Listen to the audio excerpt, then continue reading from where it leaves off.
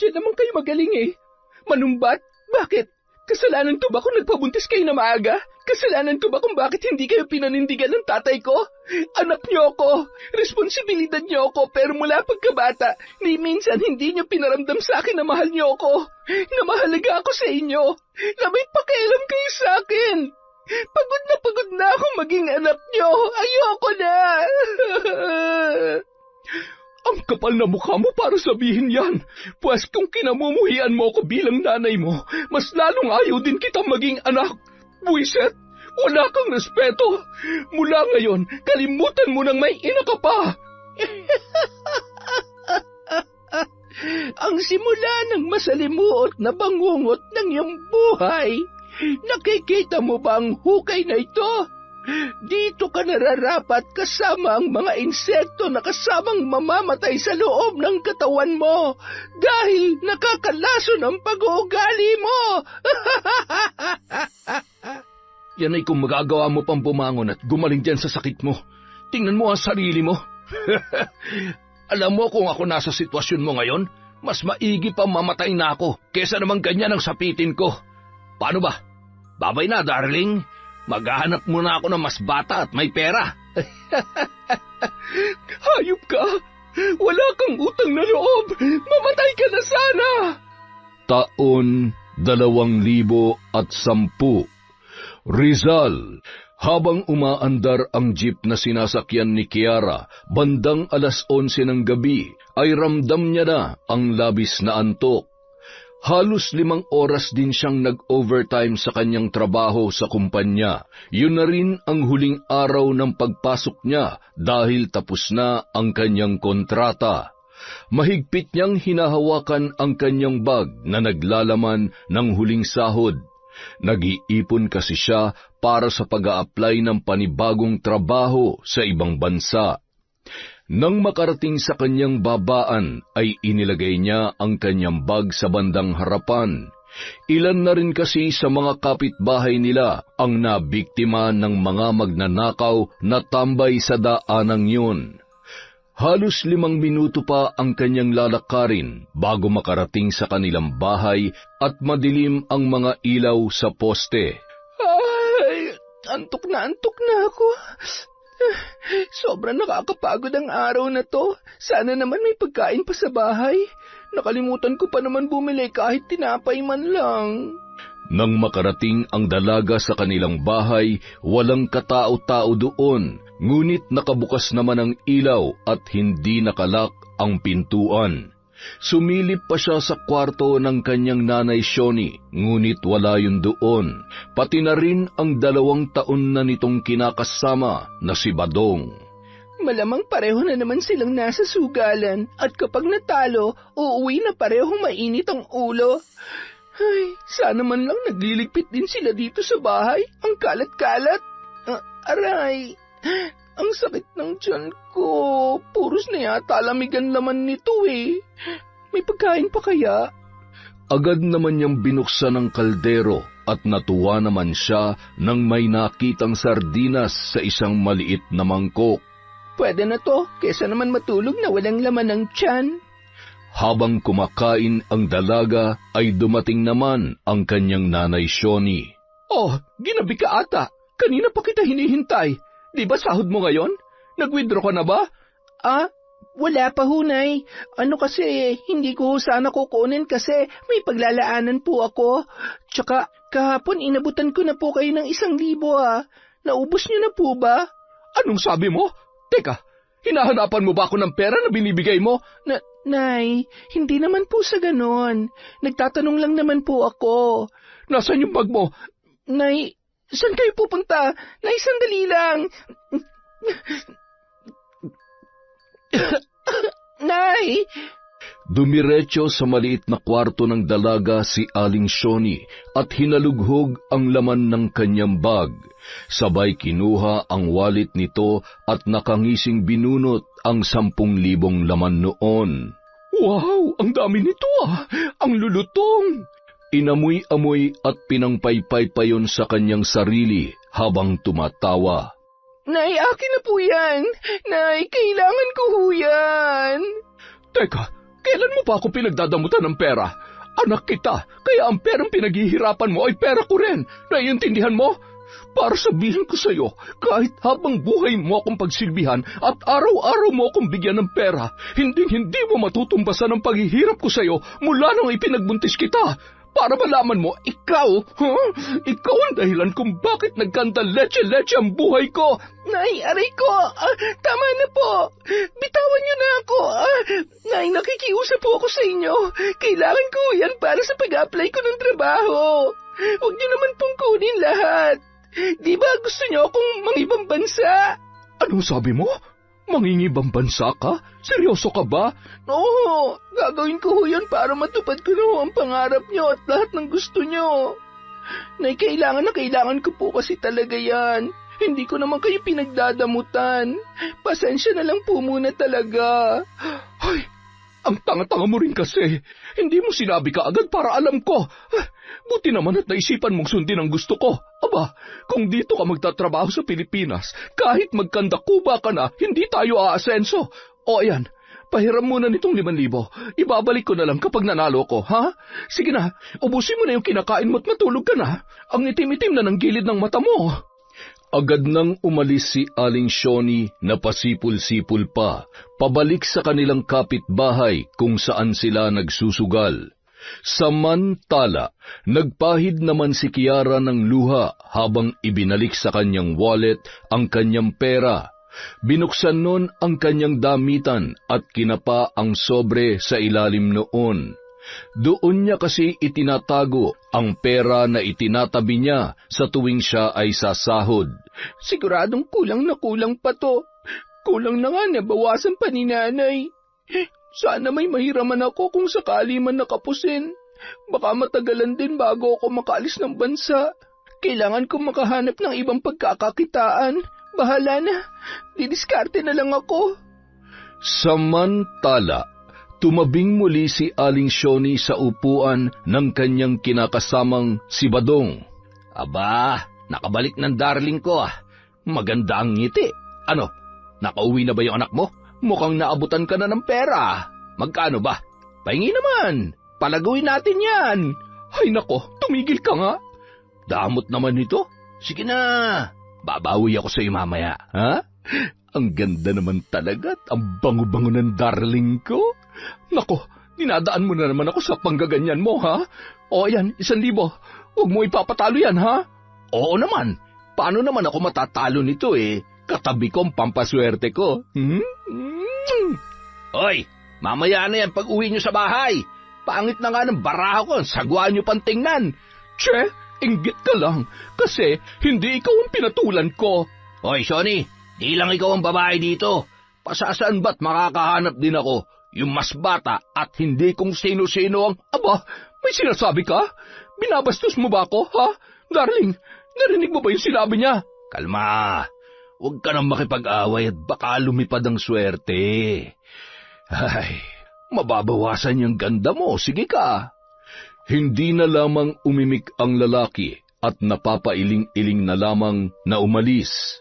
Kinaumagahan, pagkagising ni Kiara, ay rinig niya na ang boses ng kanyang ina sa kusina, gayon din ang tunog ng kutsara sa tasa ng tinitimpla nitong kape. Akalain mo ba namang makakabawi pa tayo ng mga huling laban na? Akala ko'y mauubos yung 5,000 natin eh. Pwede na siguro tong 3,000 na ibabalik ko kay Kiara. Ibabalik? Bakit? Kailangan niya nga raw ng pera at mag-a-apply ng trabaho sa ibang bansa. Sa ibang bansa? Talaga? Aba, ayos yan. Mas malaki ang kikitain niya doon. Kaya nga, mabuti at sa wakas ay pagbibigyan niya na rin ang gusto ko. Eh, kaya lang, paano mamaya? Wala tayong pansugal. Ay, oo nga pala. Siguro tama na tong 2,000. Aba, hindi ko siya pinalaki para hindi matutong dumiskarte sa buhay. Nang marinig ng mga yon ang kaluskos at pagbukas ng pinto ng dalaga, ay bahagya naman tumigil sa pag-uusap ang dalawa. Napabuntong hininga si Kiara at pakunwaring walang narinig sa pinag-uusapan ng kanyang ina at ni Badong. Oh, magkape ka na rito. Bumili ako ng pandesal. Heto nga pala yung perang hiniram ko sa'yo kagabi. Pasensya na, hindi gaanong sinuwerte, kaya yan na lang ang natira. Baka mamaya swertehin, iabot ko na lang sa'yo ang kulang. Ay, siya nga pala, kung mag-a-apply ka na tapos na ang kontrata mo dun sa pinapasukan mo, saan ka na magtatrabaho pansamantala? Hindi naman po pwedeng wala kang kita at paano ang gastusin at bayarin dito sa bahay. Yung pagkain natin sa araw-araw. At syempre, paano naman ang libangan ng nanay mo? Magtitinda na lang ho muna ako ng almusal at ulam sa harap ng bahay natin. Kapag nag-aasikaso ho ako, okay lang po ba na kayo na po muna magbantay para ho... Ay sige, wala namang problema. Basta siguruhin mo na makakalarga ka agad. Diyos ko, sa tagal na natin nagtsatsaga sa maliit na bahay na ito. Patikimin mo naman ako ng masarap na buhay para makabawi ka sa akin. Makalipas ang 2 buwan ay sunod-sunod na ang kanyang mga gastusin. Katulad ng naging usapan nila ng kanyang ina, madaling araw pa lamang ay nagluluto na siya. Pagkatapos, si Aling Shoni na ang nagbabantay at nagbebenta noon sa harap ng kanilang bahay. Isang umaga. Nay, kayo na po munang bahala dito ha. Heto po, may barya, tig-20 at 100 po, para kung sakaling may kailangan kayong suklian. Halagang 2,000 pa po yan, Nay, mula sa benta kahapon. Oo na, sige na, umalis ka na. Anong oras na? Baka matraffic ka pa. Para ka naman kasing laging kukupitan eh. Ay. Oh, mga suke, almusal kayo dyan. Baldo, bumangon ka na dyan, tulungan mo ako dito. Ga, tingnan mo si Shoni oh, mukhang nagbagong buhay na. Akalain mo nga naman, siguro napagod na siya sa pagiging palamunin ng anak. Nako, kapag nakikita ko talaga si Kiara, naaawa ako. Sana naman tuloy-tuloy na yan, no? Ga, huwag ka na lang makialam at parang hindi mo namang kilala yan. Kapag nahuli ka niyang tingin ng tingin ay, nako, sinasabi ko sa'yo. Eh bakit? Hindi naman ako natatakot sa kanya. Isa pa, totoo naman ang sinasabi ko na isa siyang... Hoy, Marites! Halika! Mabuti na lang at nagkita tayo ngayon. Alam mo kasi nung nakaraang linggo pa kita hinahanap eh. Gusto kong malaman mo na nakakarating sa akin ang lahat na ipinagkakalat mong chismis tungkol sa akin. Ngayon, sinasabi ko sa'yo kung wala kang magandang sasabihin, itikong mo yung malaki mong bunganga. Kung ayaw mong tahiin ko yung maitim at makapal mong labi. Ano? Huwag mo akong pinandidilatan. Ang pangit-pangit mo. Ang laki ng mata mo. Hindi mo nga magawang maghilod ng libag mo pero may oras ka para siraan ako? Huh?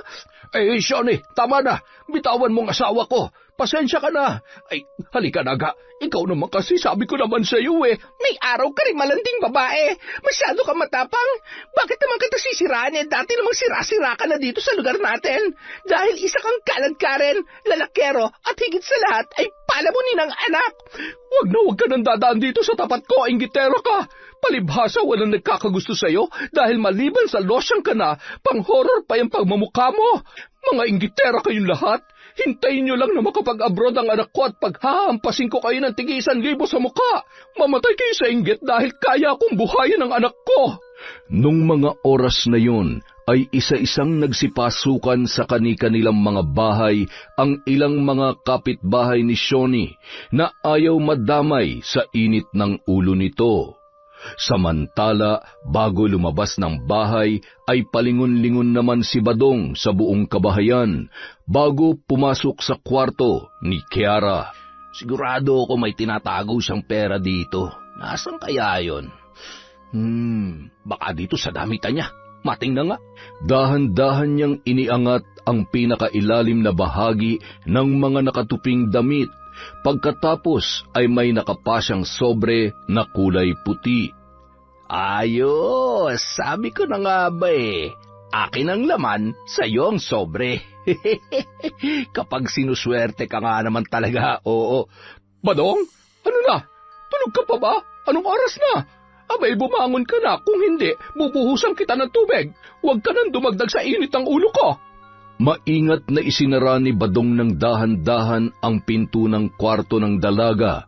Pagkatapos ay nagmamadaling itinago sa kanyang bulsa ang pera.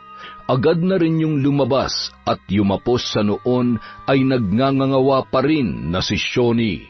Good morning, darling ko. Ang aga-aga naman ang init-init ng ulo mo. Ay, hindi mo naman kasi kailangan magpakahirap dito. Tingnan mo, mainit kaya. Naku, masisila ang malaporselanang kutis mo niyan. Ano ka ba naman? Pansamantala lang naman to. Malay mo sa susunod na buwan, makaalis na si Kiara. Siyempre sa hirap ko dito sa pagtitinda at sa lahat ng sakripisyo ko para sa kanya, kailangan niyang bumawi sa akin. Isa pa, okay rin to. Kahit paano nakakadilihensya rin ako. Magtatabi ako ng 1,000 na pansugal natin mamaya, ha? Darling, baka naman makahalata yung anak mo. Manghingi ka na lang sa kanya. Sigurado naman na bibigyan ka nun. Hayaan mo na lang akong dumiskarte para sa atin. Huwag ka na makialam at pareho naman tayo makikinabang. Oo na. Maupo ka na muna dito at ako naman na magtitinda. Hoy, ganda, sexy! Bili kayo ng almusal. May ulam na rin, oh. Masarap to. Parang ako. Aray, pumasok ka na nga lang dun sa loob. Puwisit ka talaga. Ulam ang tinitinda mo tapos sarili mo yung binibida mo. Kung ano-ano pa nakikita mo. Hoy kayo, anong sa inyo? Kung gusto niyong bumili, pili na. Huwag yung pag-aari ng ibang tinitingnan nyo. Aray ko, pumasok ka na kasi dun sa loob. Oo nga, papasok na nga eh. Ay, ayos. Makapag-almusal na nga lang at makabalik na sa higaan. Diskarte pala, ha? Magbantay ka dyan mag-isa mo. Bandang 8:00 ng gabi, pagod na umuwi si Kiara sa kanilang bahay. Nadatnan niya naman naghahapunan ang kanyang ina at si Badong. Mabuti naman at maaga-aga ka nakauwi ngayon. Sumabay ka na sa amin. May konti pang menudo. Ito na lang ang inulam namin at malapit na mapanis. Sige po, Nay. Mauna na po kayo at magpapahinga po muna ako. Pagod pa po kasi ako sa biyahe. Ano po pala? Kumusta ho ang benta? Maayos naman. Naka-4,000 naman. 4,000 ho? Wala naman ho yatang tirang ulam 4,000 po kasi yung puhunan ko doon. Oh, bakit? Minagic ko yung paninda mo? Baka masyadong malaki yung pagkakagayat ng karne. Aba naman, Kiara, pagod na ako sa lintik na pagtitinda na yan, tapos hahanapan mo pa ako ng benta na akala mo pagnanakawan ka ng sarili mong ina? Oo nga naman, Kiara. Dapat nagpapasalamat ka sa nanay mo. Ay, sarap. Hindi na lamang umimik pa si Kiara para hindi na humaba ang diskusyon. Natitiyak niyang masasaktan lamang siya kapag lalong nagalit ang kanyang ina. Pasimple na lamang siyang umirap sa lalaki na punong-puno ang bibig at sunod-sunod kung sumubo ng pagkain habang nakakamay lamang yon. Nakakainis! Akala mo naman may ambag siya sa bahay na to. Palamunin lang naman. Mabulunan ka sana. Oh, darling, okay ka lang ba? Ano ka ba naman kasi maghinay-hinay ka lang sa pagkain? Tubig! Kailangan ko ng tubig! Nakangising na palingon si Kiara habang dinadampot ang wallet na pinaglagyan ng pera na kita sa pagtitinda ng ulam nung araw na yon. Buti nga sa'yo. Kaya pa po ba? Baka ho kailangan na natin siyang isugod sa malapit na punerarya. Ay, ospital pala. Kita mo na, may sa demonyo rin talaga yung anak mo no? Gusto na yata ako mamatay. May lahi ba mambabarang ang pamilya ng tatay niyan? Muntik na ako dun Kung ano-ano kasi lumalabas din sa bibig mo. At pwede ba huwag mo ipaalala sa akin ang hayop na yon? Kumukulo ang dugo ko. At nawawalan ako ng ganang kumain. Buti na lang at may pakinabang ang anak niya kesa naman sa kanya na tinalikuran ang kanyang responsibilidad sa akin. Pagkapasok naman ni Kiara sa kwarto, agad nagbihis yun ng kanyang pambahay na damit. Pagkatapos, iniligpit ang kanyang higaan. Maya-maya, naisipan niyang muling bilangin ang kanyang ipon. Siguro naman kakasya na to para sa medical. Tsaka magkano na nga palang laman ng sobre? Teka, nasa na yun? Nay! Oh, tinatawag kaya tanong anak mo. Puntahan mo na at baka importante. Agad naman na tumayo si Aling Shoni sa kanyang kinauupuan at tumungo sa kwarto ng kanyang anak. Oh, bakit? Ano bang problema? Nay, pinakailaman niyo ba yung pera ko dito? Nay, kailangan ko yun Gagamitin ko na yun bukas. Tigilan mo ako sa mga kalokohan mo, ha?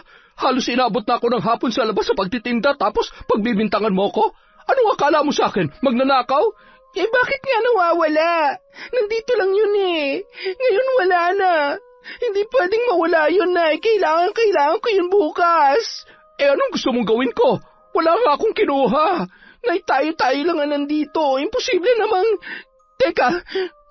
Galit na lumabas si Kiara, sabay tinabig ang braso ng noon ay abala pa rin sa pagkain na si Badong. Hoy, ikaw ang naglakaw ng pera ko, no? Umamin ka! Ano nga ko? Ano sinasabi mo dyan? Huwag mo akong pinagbibintangan, wala akong ginagawa masama. Tanungin mo pa nanay mo. Mga sinungaling kayo. Hindi na kayo naawa sa akin. Ang tagal kong pinaghirapan ng perang yun eh. Nakangisi siyang nilapitan ni Aling Shoni, sabay hinila sa braso at pinagsasampal. Kanina pa ako nagtitimpi sa'yo, ha? Wala ka talagang respeto. Kami na itong tumutulong sa'yo, pinagbibintangan mo pa kami magnanakaw. Darling, tama na yan. Ay, nagsasabi ako ng totoo, Kiara, ha? Hindi kita magagawang pagnakawan, lalo na't ikaw to naghahanap buhay para sa ating tatlo. Hindi na lamang umimik pa si Kiara na noon ay napahagulhol na lamang dahil sa halo-halo na niyang emosyon. Isinara niya ang pinto at nagbuhos ng sama ng loob. Pinaghahampas niya pa ang kanyang unan, dala ng sobrang galit. Alam niyang isa lamang sa mga kasama niya sa bahay ang nagnakaw ng kanyang inipon. Nang kumalma na ang kanyang kalooban, nag-isip siya ng paraan kung paano masusolusyonan ang kanyang problema. Hanggang sa maalala niya ang kaibigang si Sander, nagmamadali siyang nagpalit ng damit at dinala ang kanyang wallet. Hindi na siya nagpaalam sa dalawa na noon ay nagliligpit ng kanilang pinagkainan. Kita mo na, napakawalang modo. Hindi pa nakakaalis, ginaganyan-ganyan niya na ako. Ang kapal ng mukha. Alam mo, konting-konti na lang makakalbo ko talaga yung Kiara na yan. Kumalma ka na, mahal ko. Alam mo bang kanina ko lamang siya nakita na galit at parang gustong manakit? Ay, baka nga naman totoong nawawalan siya ng pera. Sige, sabihin na nating nawawala ang pera niya pero hindi naman akong kumuha. Wala akong kinuha.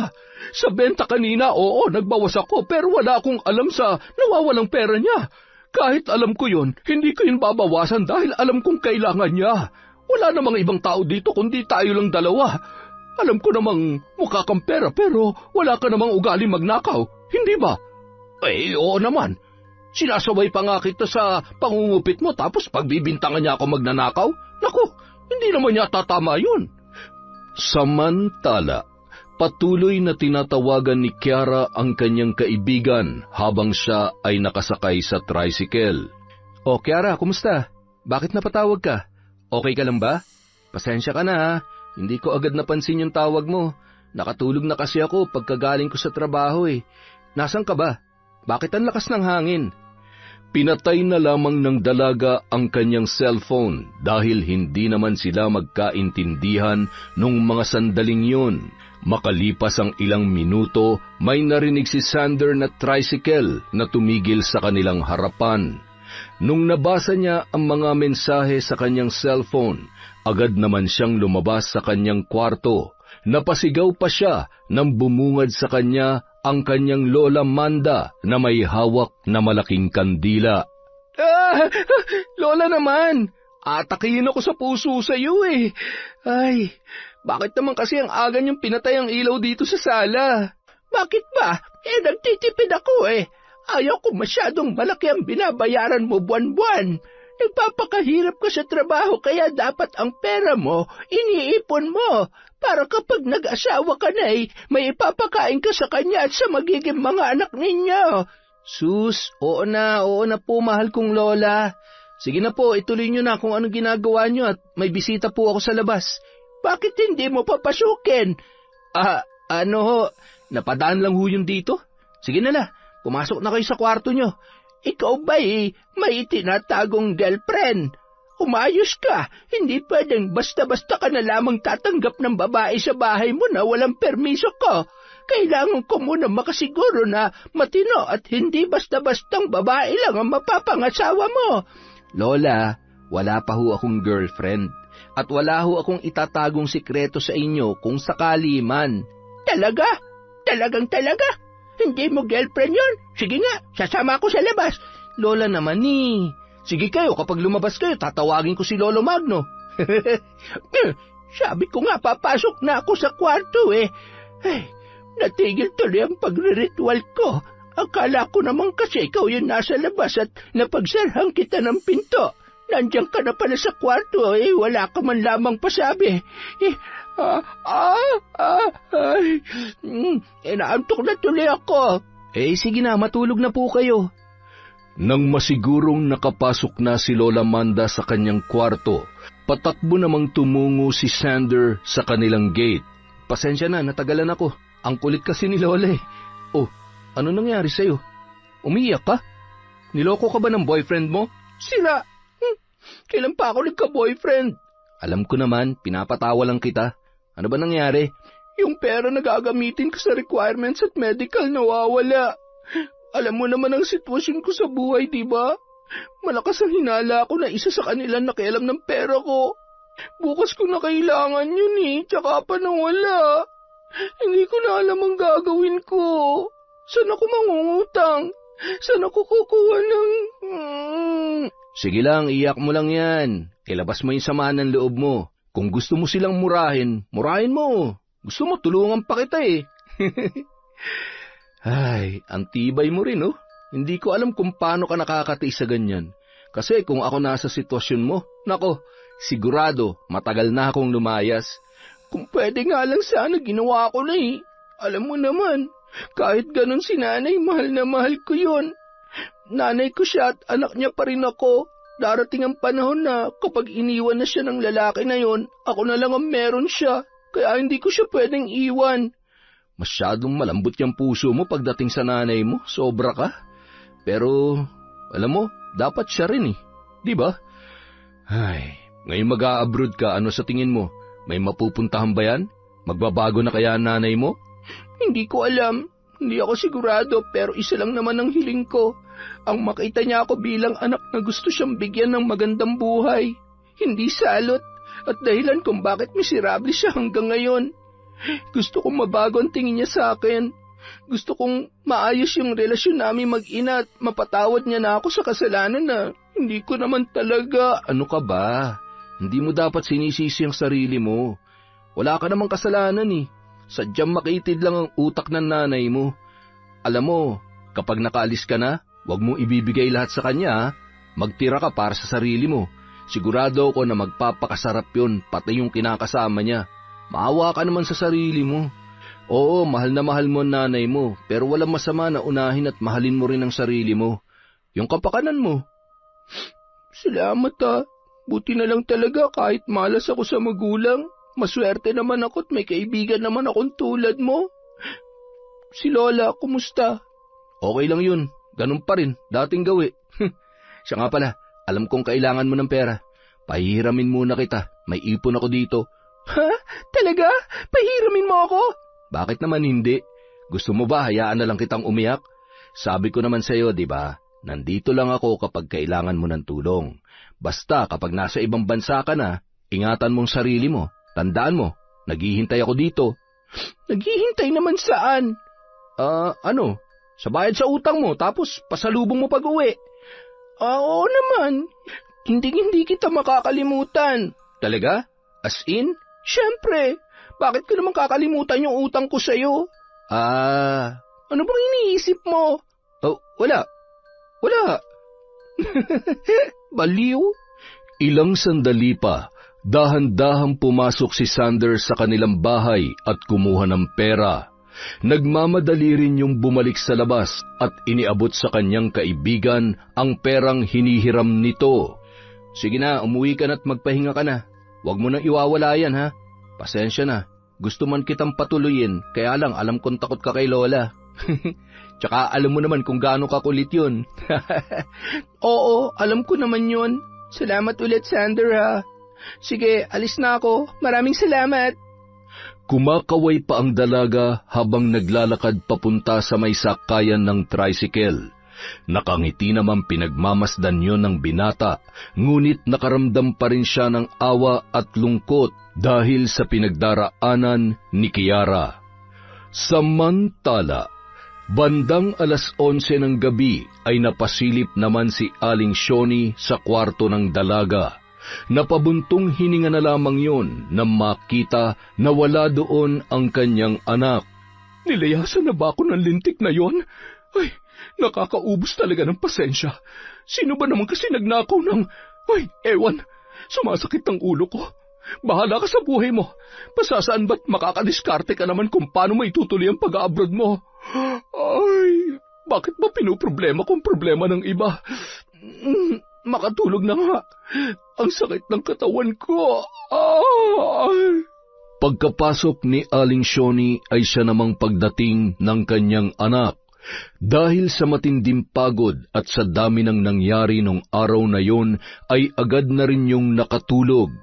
Makalipas ang isa pang buwan, diretso lamang sa pag-aasikaso si Kiara at tuluyan na nga siyang makakaalis ng araw na yon.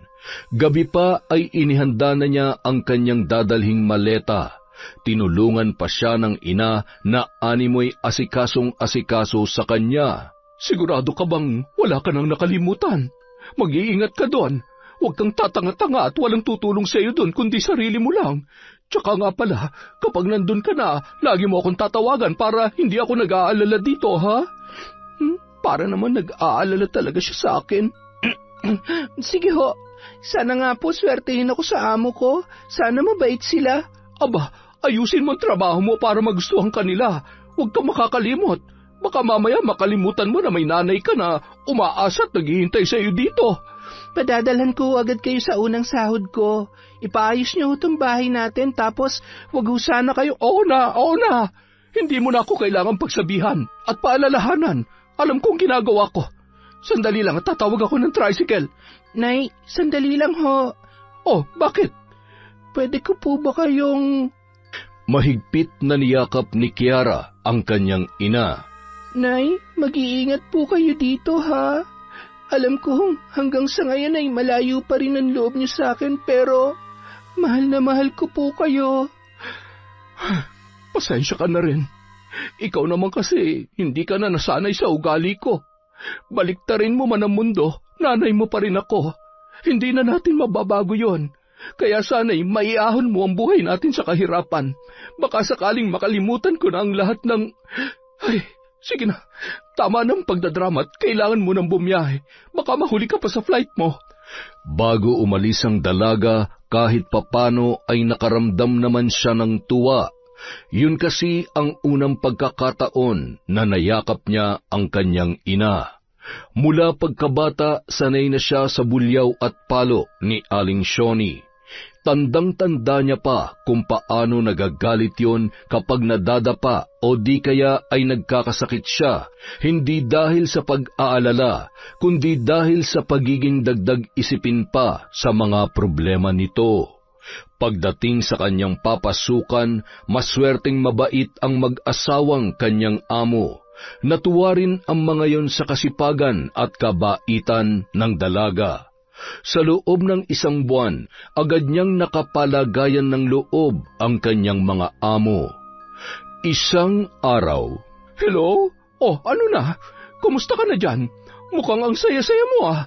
May pa-post-post ka pa. Hindi mo man lang yata naisip kung may kakainin pa ba ako rito. Nay naman, hindi naman ho sa ganon. Sabi ko naman ho sa inyo kapag nakasahod na ako, magpapadala ko agad. Kaya nga ho ako tumawag ngayon eh. Ang ibig sabihin, may papadala ka ngayon? Magkano? Dami-damihan mo ha? At marami akong pinagkakagastusan dito. Tsaka parang gusto kong ituloy yung pagtitinda at naghahanap yung mga customer natin. Sayang naman. Talaga ho? Kaya niyo po ba? Aba, syempre naman. Tinutulungan naman ako ni Dong Bads. Kayang-kaya ko yan. Basta may puhunan, tuloy ang negosyo. Alam mo na, para naman may mapuntahan ng sinasahod mo. Salamat naman ho kung ganon. Sige po, magpapadala na ho ako. Tatawag na lang ho ulit ako maya-maya. Ay siya, sige na. Hihintayin ko. Nay, pinatay agad? Si nanay talaga. Ay, pero mabuti naman at medyo bumabait na siya ngayon. Okay naman yung naisip niya, kesa naman maubos niya yung pera na pinapadala ko sa pagsusugal, alak at sigarilyo. Tama ring pagtrabahuhin niyang badong na yon. Aba, ang sarap kaya ng buhay niya. Mas mahal pa nga siya ni nanay kesa sa akin eh. Dahil libre ang tirahan at pagkain, wala siyang gaanong pinoproblema. Nakakapagpadala siya ng 15,000 sa ina at 5,000 naman kay Sander para mabawasan ang kanyang utang na 20,000. Nang makita ni Aling Shoni ang notification sa cellphone ng padala ni Kiara ay tuwang-tuwa yun. Ngunit nagbago ang timpla ng mukha nito nang makita niya kung magkano. Ano? Badong, basahin mo nga. Malabo lang yata ang mata ko. Magkano ba itong pinadala ni Kiara? 15,000. 15,000 pesos lang? Aba, tinitipid niya ba ako? Humanda siya sa akin mamaya. Ikaw naman, siyempre unang sahod lang ng anak mo. Baka mamaya kailangan niya rin dun o di kaya ay may babayaran din siya. Hindi ba't nangutang yun sa kaibigan niya? Sinabi ko naman sa kanya na marami akong bayarin. Hindi naman kakasya yan sa atin eh. Buisit talaga, pinapainit niya na naman ang ulo ko. Darling, kumalma ka lang. Ano ka ba naman? Baka mamaya mawala ng gana yung anak mo na padalhan ka kapag sinungitan mo ng ganyan. Gumawa ka na lang ng paraan sa susunod. Yung tipong hindi ka niya matitiis. Ano? Kailangan ko pa magkasakit para lang bigyan niya ulit ako ng pera? Bakit naman hindi? Kasi paano na lang ang pagsusugal natin yan? Isa pa, nangako ka sa mga kaibigan natin na magpapainom ka kapag nagpadala na si Kiara. Alam ko naman yon, at hindi naman pwedeng hindi. Nakakahiya kaya. Baka sabihin nila sinungaling ako. Halika na, umalis na tayo at kunin na natin tong padala. Ako nang bahalang dumiskarte kay Kiara kapag naubos na ito. Nang makuha ang perang padala, ay agad na namili ng kung ano-ano ang dalawa. Hindi nila namalayan na umabot na sa mahigit 10,000 ang halaga ng kanilang mga nabili. Ang natitirang pera ay ipinatabi kay Badong para may pampainom sa mga kaibigan nilang kapwa sugarol at mga lasinggero. Nang makauwi sa bahay, tsaka lamang napansin ni Shoni na marami na palang missed calls si Kiara. Ay, bahala siya. Tumawag na lang siya ulit kung gusto niya. Ako pang pagdadamutan niya. Habang inaayos ang mga pinamili, ay bigla naman tumunog ang kanyang cellphone. Darling, sagutin mo na. Magpasalamat ka pa rin. Okay na yung kesa wala. Oo na, eto na nga. Sasagutin na. Yan. Huwag mo nang sungitan at nakakahiya naman. Nakakahiya? Siya dapat ang mahiya. Nag-abroad pa siya kung ganyan lang naman ay ipapadala niya sa akin. Pambihira ka naman, oo. Ngayon nga lang tayo nakabili ng mga mamahaling damit at sapatos, nagagalit ka pa. Isa pa, marami naman tayong nabiling pagkain. Sakto na yan hanggang sa susunod na padala niya. Ay, oo na, tumahimik ka na. Hello? Pasensya na hindi ko napansin yung tawag mo. Nasa biyahe yata kami kanina eh. Okay lang ho, Nay. Kumusta ho? Nakuha niyo na po ba yung pera? Ay, oo, nakuha na namin yung 15,000. Anak, magkano ang sahod mo ngayong buwan? May natira ka pa ba dyan? Meron naman po, Nay. Huwag po kayo mag-alala. Libre naman po ako lahat dito. Oo, nasabi mo naman yan sa akin. Ang inaalala ko lang ay kung paano ko pagkakasyahin to hanggang sa susunod na padala mo. Nay, ipuhunan niyo ho kahit yung 5,000 lang sa pagtitinda ng ulam para ho... Ay, sige. Paano? Marami pa akong asikasuhin. Salamat na lang. At agad niya nang pinatayan ng tawag ang kanyang anak. Ano nangyari doon? Kulang pa ba yung padala ko? Ay, hindi naman pwedeng ipadala ko sa inyo lahat. Wala na nga halos natira sa sahod ko eh. Ay, si nanay talaga. Makalipas ang ilang buwan, tuloy-tuloy pa rin ang pagpapadala ng dalaga.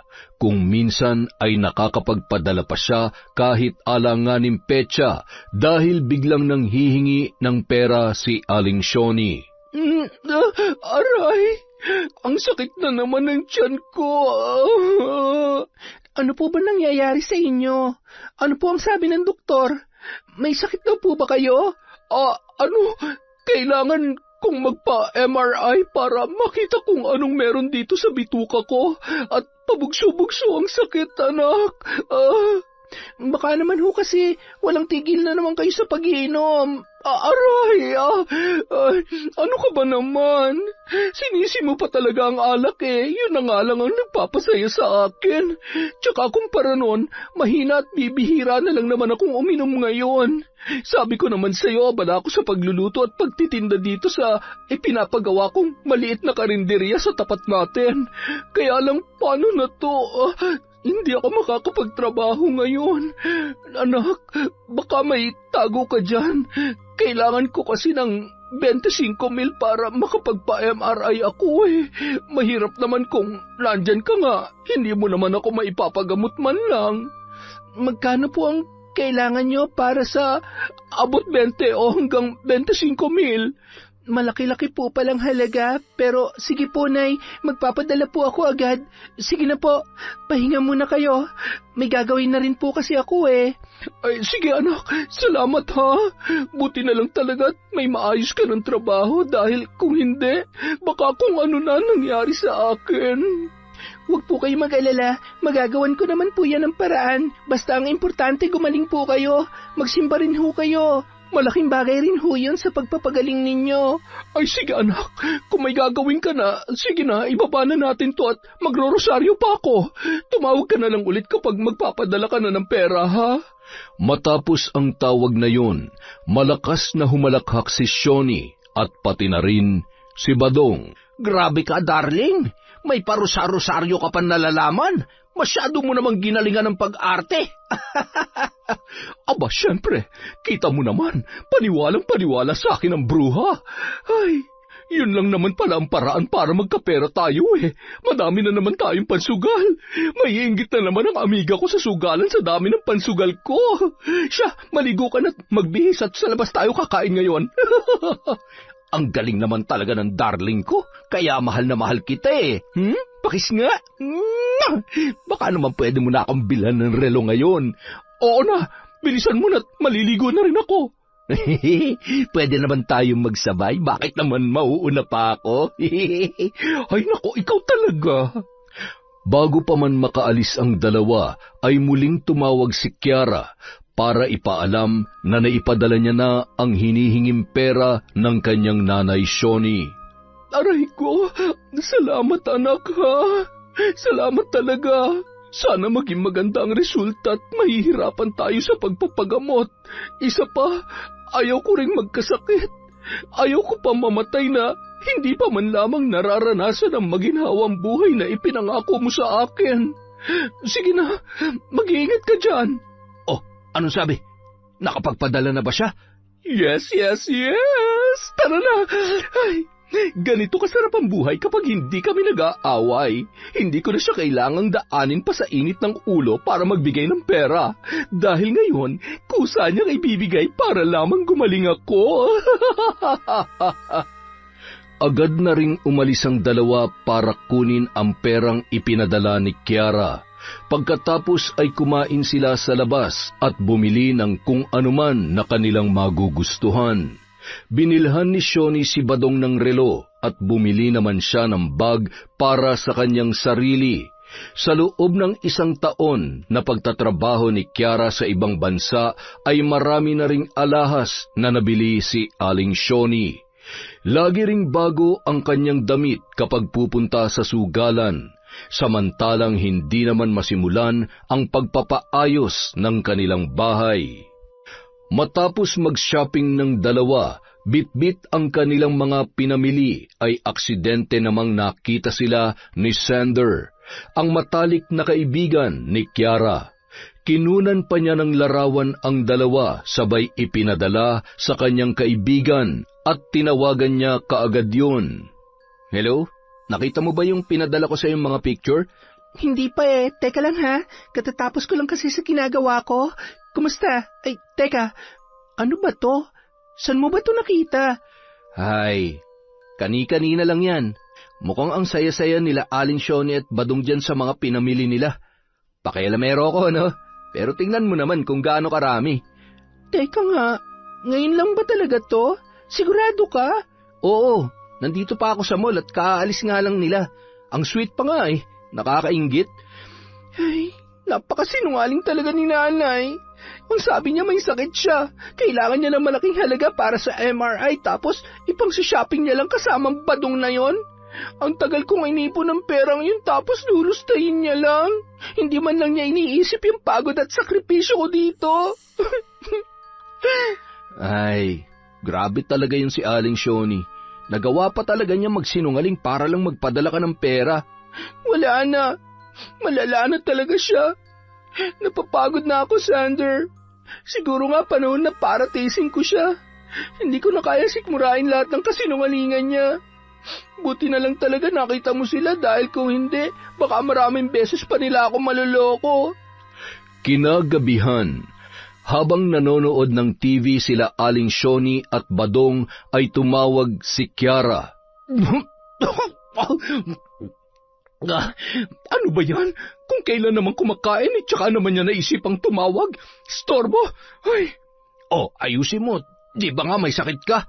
Ay, oo nga pala. Sandali lang naman. Hello, anak.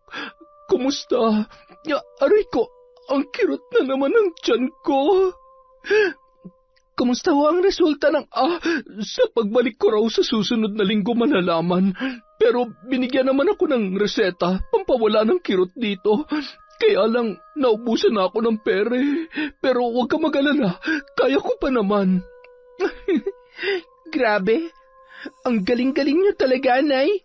Talaga namang napapaniwala niyo ako. Ano bang sinasabi mo? Nay, tama na. Tumigil na kayo sa pagpapanggap niyo na may sakit kayo. Alam ko nang totoo na gawa-gawa niyo lang ang lahat. Ang sabi niyo pupunta kayo sa ospital pero nasan kayo kanina? Nasa mall nagsha-shopping. Sana ginalingan niyo na rin pati sa pagtatago. Kaso wala eh.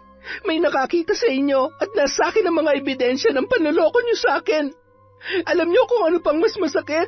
Yang pala mo ninyong kinakasama na mahal niyo masyadong garapal. Kung todo flex ng bagong damit, sapatos, at ngayon may bago pa siyang relo. Saan kayo kumukuha ng kakapalan na mukha? Anong akala niyo sa akin, robot na hindi napapagod? Ginagawa niyong uto-uto ang sarili niyong anak. Anong klase kayong ina? Aba, ang lakas na loob mo para pagsabihan ako ng ganyan? Bakit? Anong pinagmamalaki mo? Dahil nakapag-abroad ka na, ganyan mo na lamang akong kakausapin? Ano naman kung pinakikinabangan ko ang pera mo? Anak naman kita, at kulang pa lahat yon sa lahat ng pinagdaanan ko dahil sa'yo. Diyan naman kayo magaling eh. Manumbat. Bakit? Kasalanan ko ba kung nagpabuntis kayo na maaga? Kasalanan ko ba kung bakit hindi kayo pinanindigan ng tatay ko? Anak niyo ako. Responsibilidad niyo ako. Pero mula pagkabata ni minsan hindi niyo pinaramdam sa akin na mahal niyo ako, na mahalaga ako sa inyo, na may pakialam kayo sa akin. Pagod na ako maging anak niyo. Ayoko na. Ang kapal na mukha mo para sabihin yan. Pwes kung kinamumuhian mo ko bilang nanay mo, mas lalong ayaw din kita maging anak. Pwisit, wala kang respeto. Mula ngayon kalimutan mo na may ina ka pa. Sa sobrang sama ng loob ni Kiara, hindi niya na napigilan pang maglabas ng hinaing sa kanyang among babae. Para makahinga sa pinagdaraanan ay pinag-day off siya noon at nakipagkita siya sa mga kapwa Pinoy na nakikipagsapalaran din sa ibang bansa. Doon ay nakilala niya si Dexter, binata, mabait at masayahin. Mula nang sila'y maging magkaibigan, yun ang madalas niyang naging takbuhan kapag nakakaramdam siya ng pagod at dinadaingan ng kanyang mga problema. Madalas ang kanilang naging pagkikita hanggang sa nangyari ang hindi inaasahan. Nagkapalagayan sila ng loob at nauwi na sa mas malalim na relasyon. Isang araw.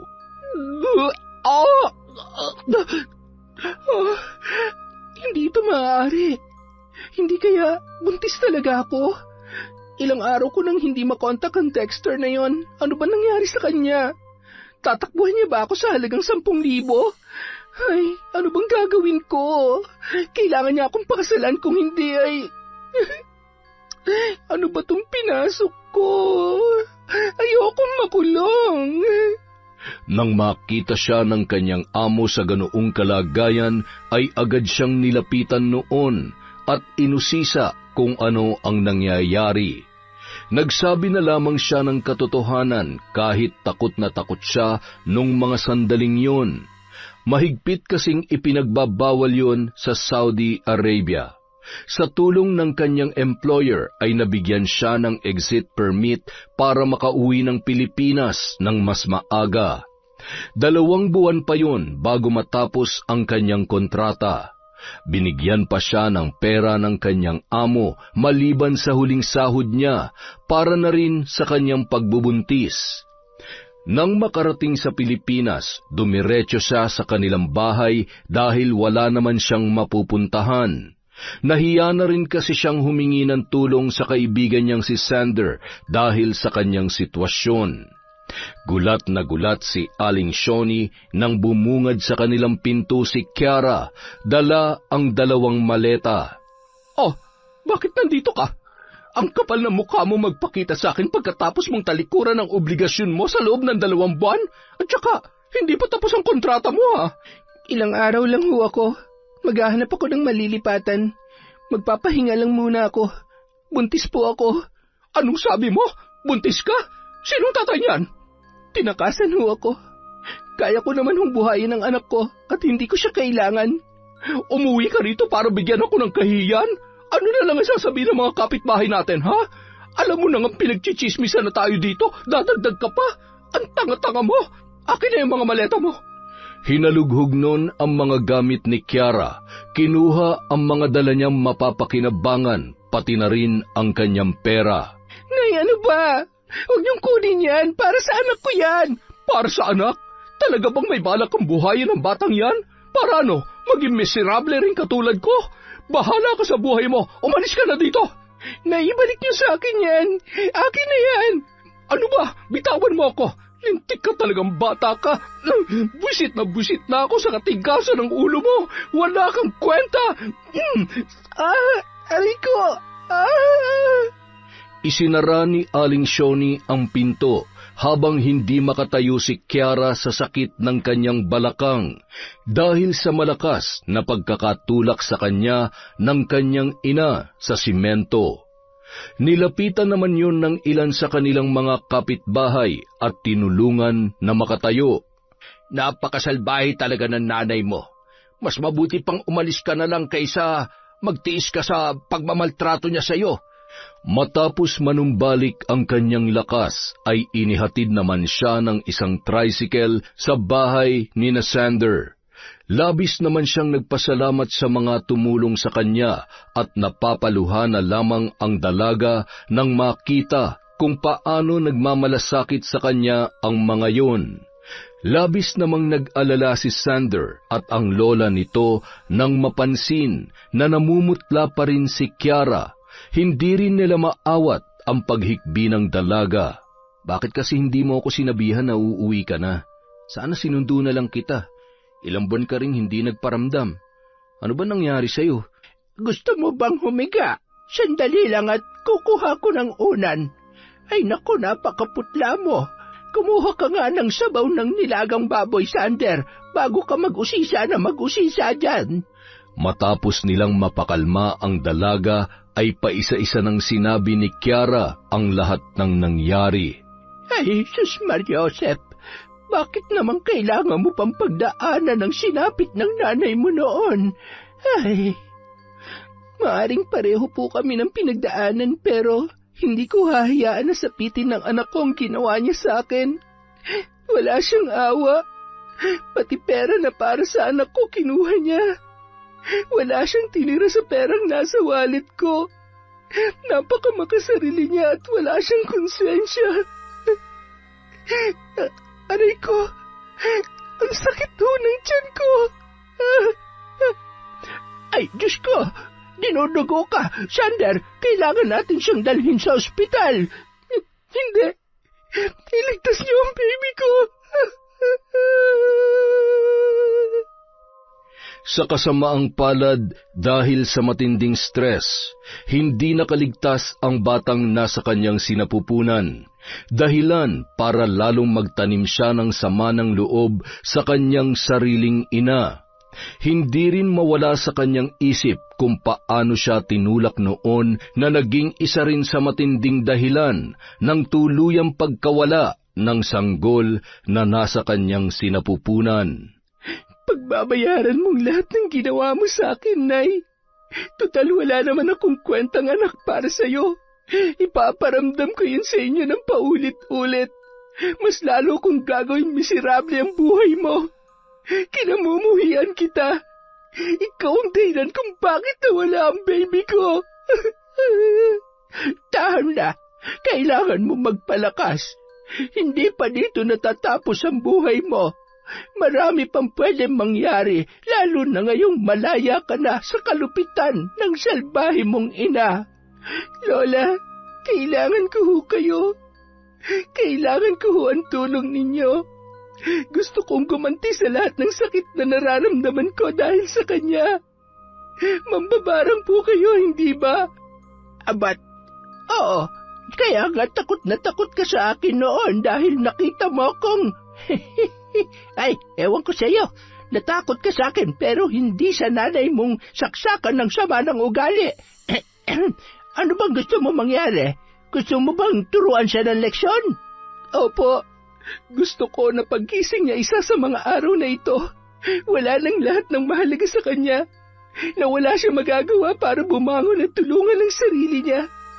Bigyan niyo siya ng sakit na walang lunas katulad ng pagiging sinungaling niya. Tingnan ko lang kung hindi siya iwanan ng badong na yon kapag hindi na siya mapapakinabangan. Yun lang ba? Nako, madali lamang yan. Walang problema basta wag lang tayong magpapahuli kay Sander at siguradong hindi yun sasangayon sa atin. Wala Kung gaano ko kademonyita sa mga halangang kaluluwa, ay kulang naman na tubuan si Sander ng pakpak sa sobrang bait. Ano po bang kailangan kong gawin, Lola?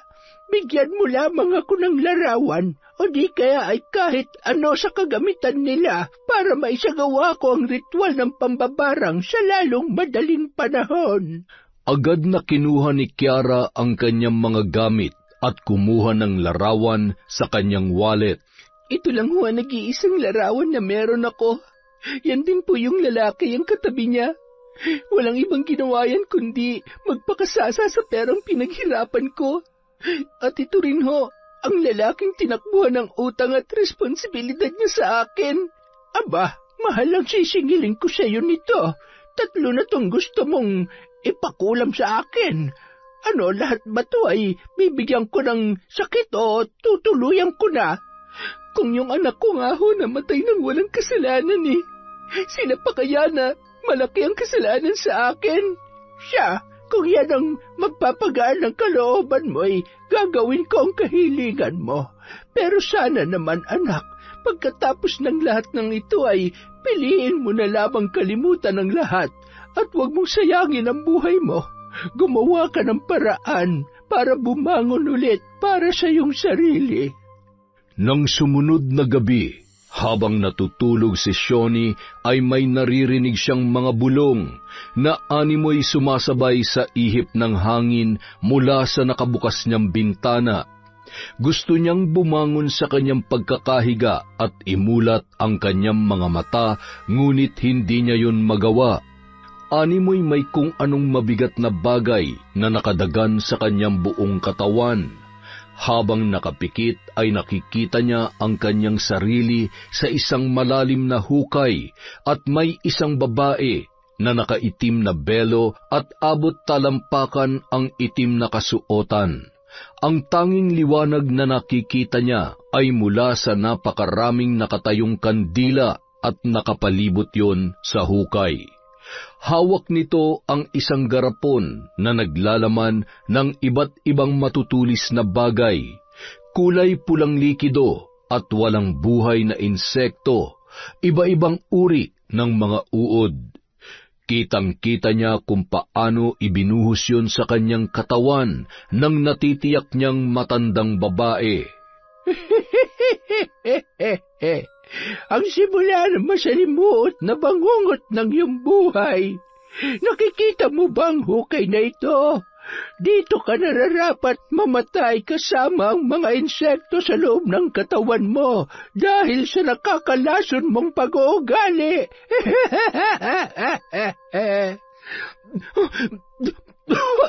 Badong, gumising ka! Ano ba? Natutulog ang tao eh. Bakit ba? Anak ng... Ano yan? Bakit? Ano ba yon? Kinapa ni Shoni ang kanyang muka at napayuko sa kanyang tiyan, sabay pinasadahan ng tingin ang nagniningning niyang paa sa kapulahan. Ano nangyayari sa akin? Bakit ang dami kong bukol? Ang sakit! Ay, ang kate! May mga tumutusok sa tiyan ko! Badong, tulungan mo ako! Humingi ka ng tulong sa mga kapitbahay! Paano tayo tutulungan ng mga yan eh? Lahat ay inaway mo na! Sa tingin ko may bumabarang sa'yo. Ang sama kasi ng ugali mo eh. Sa dami na nakaalitan mo, paano natin malalaman kung sino sa kanila? Hindi mo talaga alam kung paano gamitin yung utak mo, no? Dalhin mo ako sa albularyo o di kaya maghanap ka ng magaling na albularyo na magpapagaling sa lintik na. Ay, kapag nalaman ko kung sino may gawa nito, papatayin ko siya.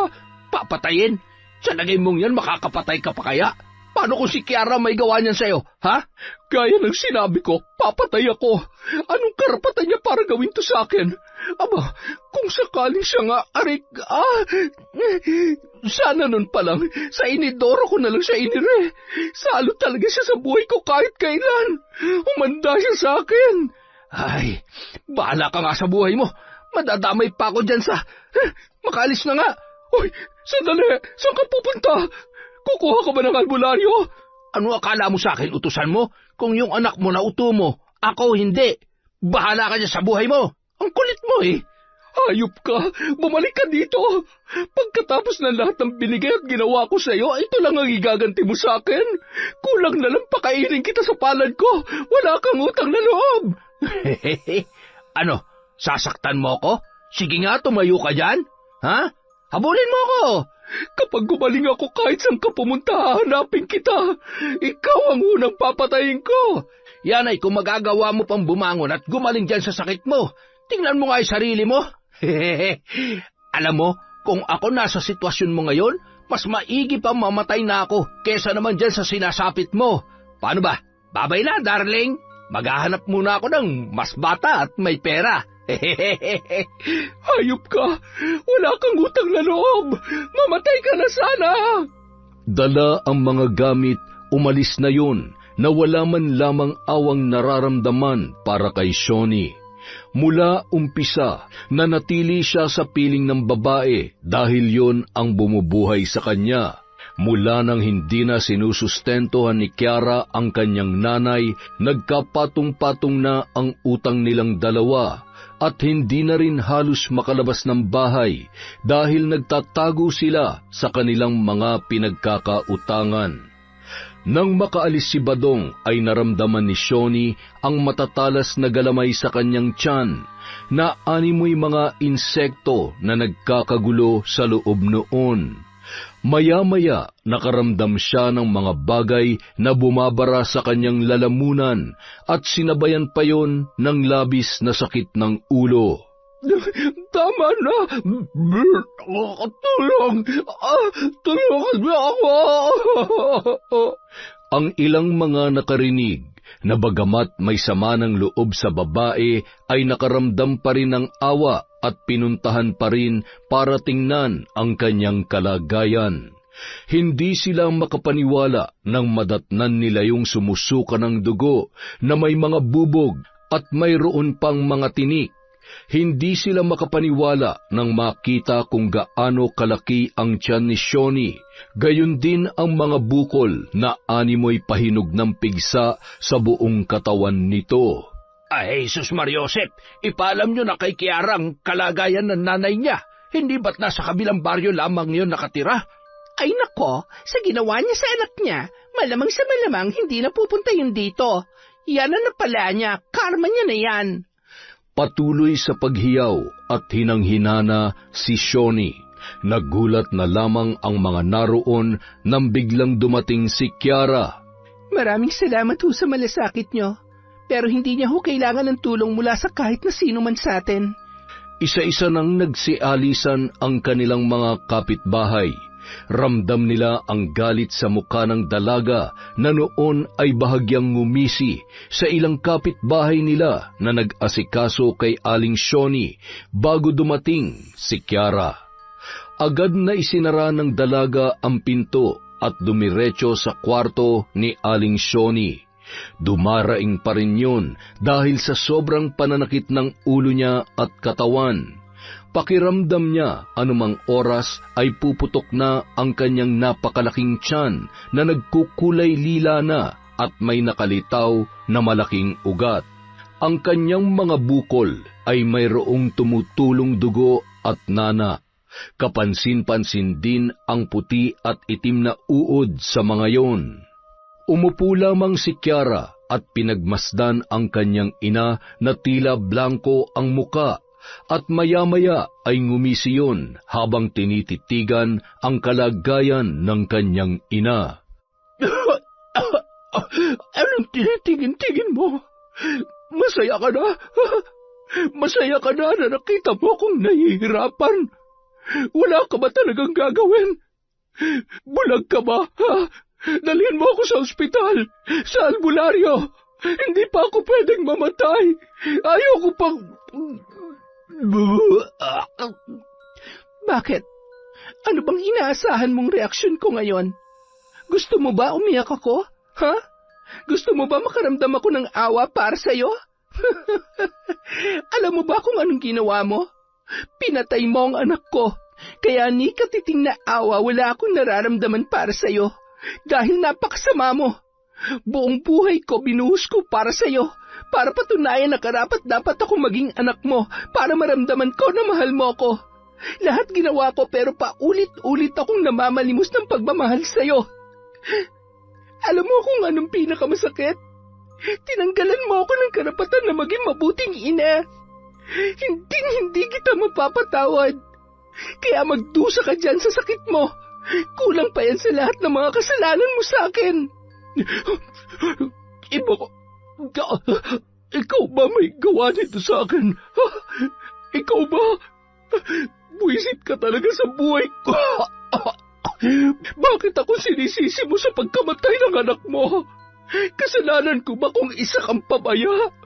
Paano mo nasabi magiging mabuti kang ina hindi mo nga nagawang protekta ng bata sa sinapupunan mo? Halos magdilim ang paningin ni Kiara sa sobrang galit dahil sa sinabing yon ng kanyang ina. Nilapitan niya yon at hinawakan ng mahigpit ang buhok nito. Hindi mo ba naaalala kung gaano kalakas ang pagkakatulak mo sa akin? Ikaw ang pumatay sa anak ko. Pinagsisisihan ko na naging nanay kita at pinagsisisihan ko rin na naging anak kita. Lumayas ka sa pamamahay ko at huwag ka nang babalik dito. Hindi kita kailangan. Wala kang kwenta. Sana hindi na lang kita ipinanganak. Ayoko na. Pagod na ako. Hindi ko na kaya ang sakit. Kinabukasan, tuluyan ng binawian ng buhay si Aling Shoni. Palihim na inasikaso ni Sander ang bangkay noon para mabigyan ng maayos na libing. Wala ni katiting na pagsisisi si Kiara sa nangyari sa kanyang ina. Ayaw mo man lang ba siyang dalawin kahit sa libingan? Para ano pa? Para isumbat ko lahat ng mga kasalanan niya sa akin ng paulit-ulit. Sapat nang wala na siya sa buhay ko. Ay, Kiara, oo, alam ko. Sobrang laki ng galit mo sa nanay mo. Pero sana ngayong wala na siya, kalimutan mo ng lahat. Kailangan mo magpatawad para makalimot. Hindi mo naiintindihan, Sander. Nasasabi mo lang yan dahil hindi mo nararamdaman kung anong nararamdaman ko. Bakit ko pipilitin ang sarili ko na patawarin siya, ha? Siya ang dahilan kung bakit ako nagkaganito.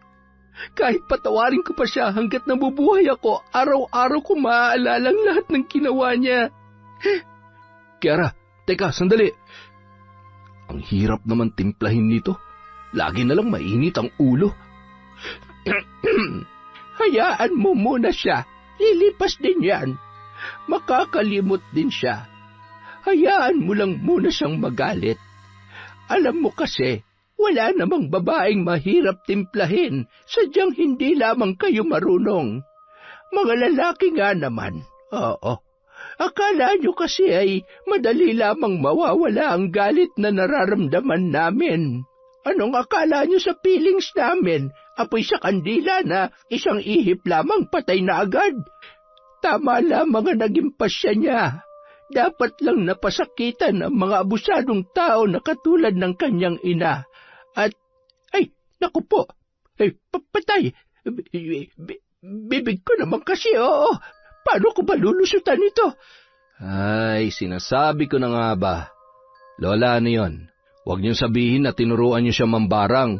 Ay, hindi Bakit ko naman gagawin yon?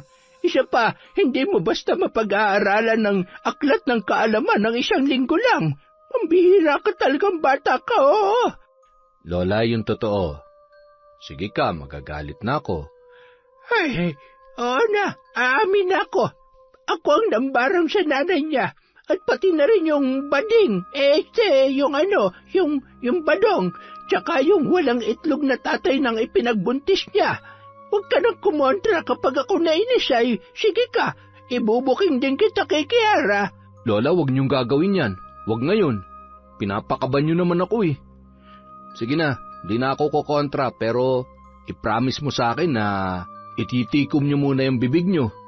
Ay, dati isa lang ang pinuproblema ko eh. Ngayon, 2 na kayong makulit at... Ay, buti na lang talaga, pareho ko kayong mahal. Samantala, 7:00 ng gabi, habang naglalakad si Badong ay palingon-lingon na tila ba may naririnig siyang pagsitsit ng isang babae.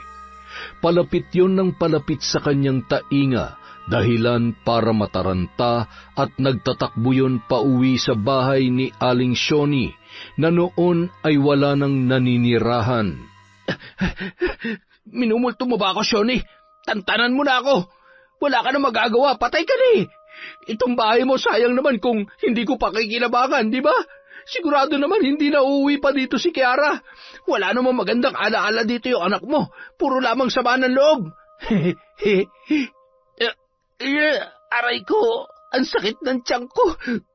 Bakit ba kahit kain ako ng kain ay di naman ako nabubusog at saka bakit parang lumalaki at ang tigas ng tiyan ko? Lentik na. Hindi kaya binabarang na rin ako. Hindi ito maaari. Bukas na bukas din, magpapaalbularyo ako. Subukan lang talaga ng Kiara na yun na gawin sa akin ang ginawa niya sa nanay niya. Sisiguruhin ko na isasama kita sa hukay, makita mo. Nang gabi ring yun, habang siya ay natutulog, nagising si Badong na nangangamoy kandila ang kanyang kwarto. Pagmulat niya ay may nakita siyang itim na babae na may dalang isang malaking kandila na kulay itim din. Nang lumingon siya sa tagiliran niya, ay kitang-kita niya ang lumalagablab na mga gamit.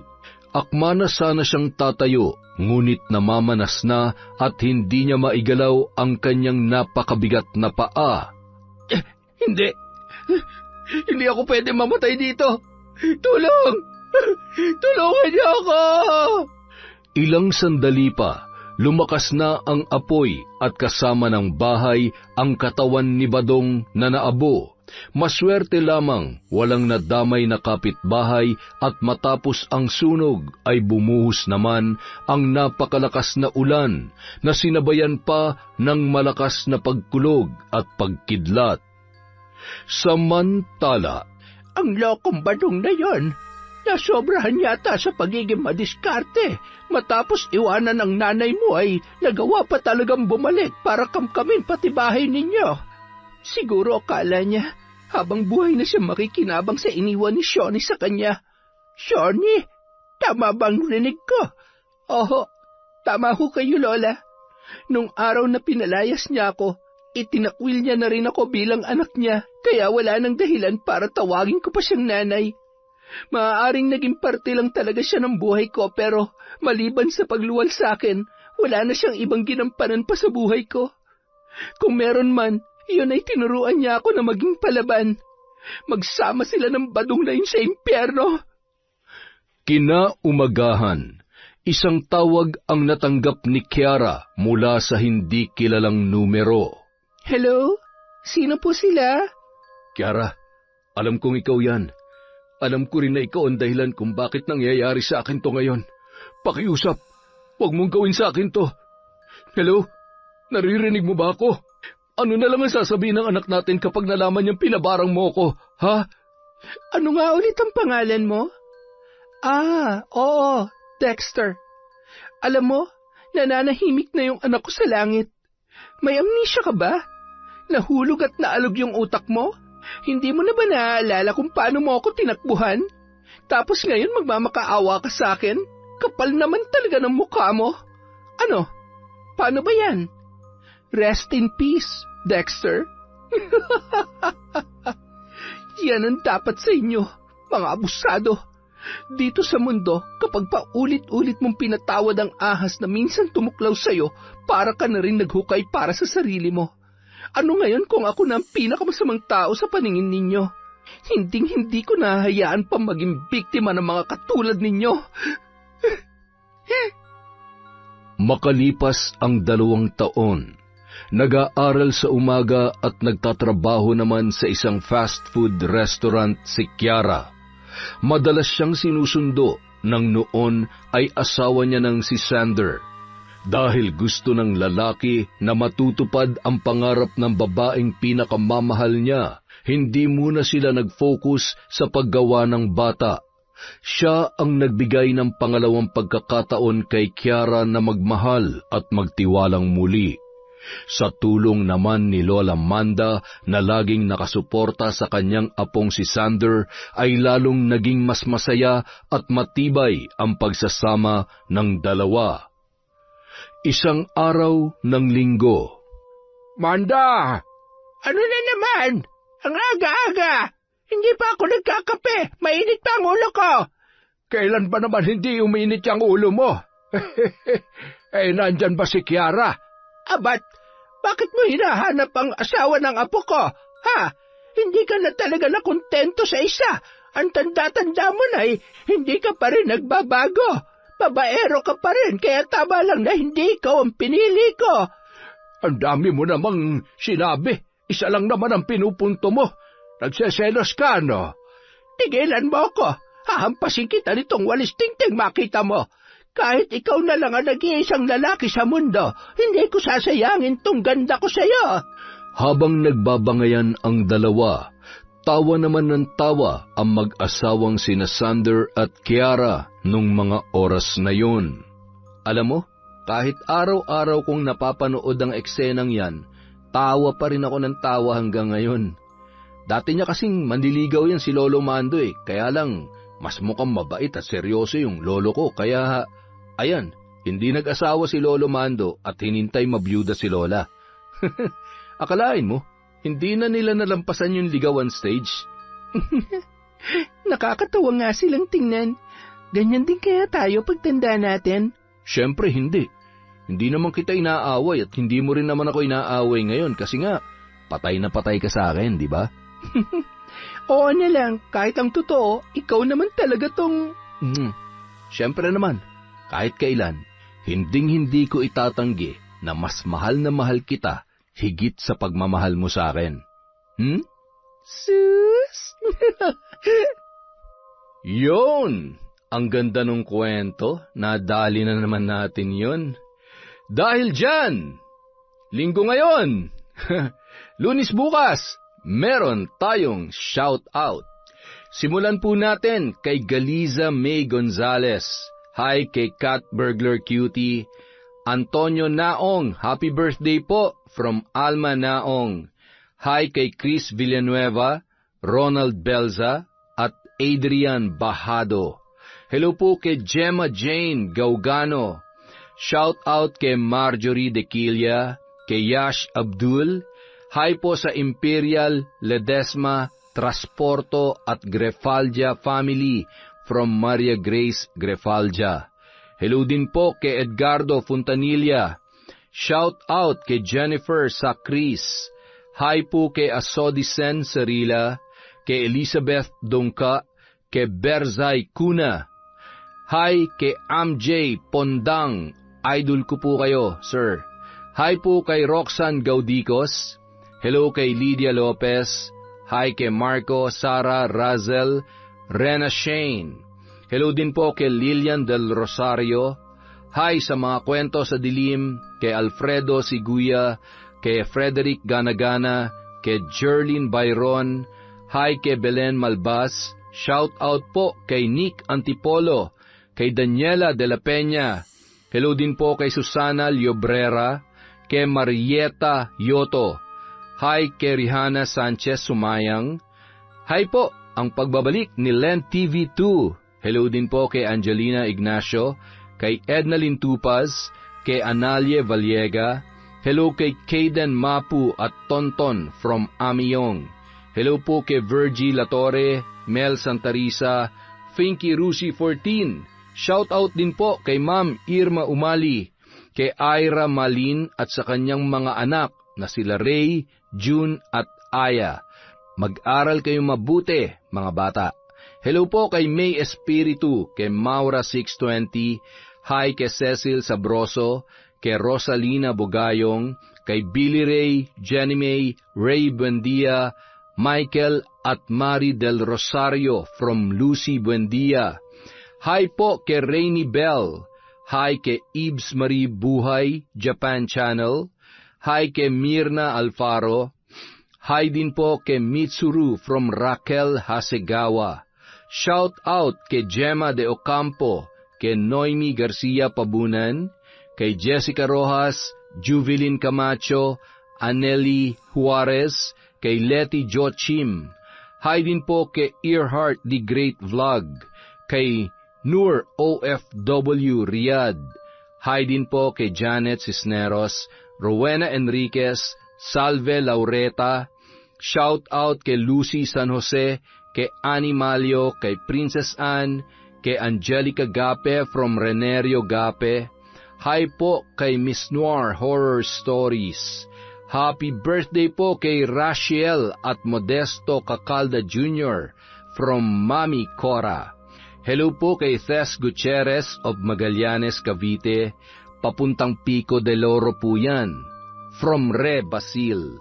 Hi kay Ramona R., kay Kimpoy Feliciano, Michelle Andales, Amalia Berdandino, kay Grace Kiambao. Hello po kay Mariel Tabuan, kay Ami Viray, kay Carmi Kayabyab. Hi din po kay Sarah Jane Mabasa, kay Mamiliana Nalugon, kay Anita Roble, kay Julieta Cabresos, at syempre po kay Adi Larico. Maraming salamat po uli sa walang sawang pagsuporta sa Kwentong Enteng.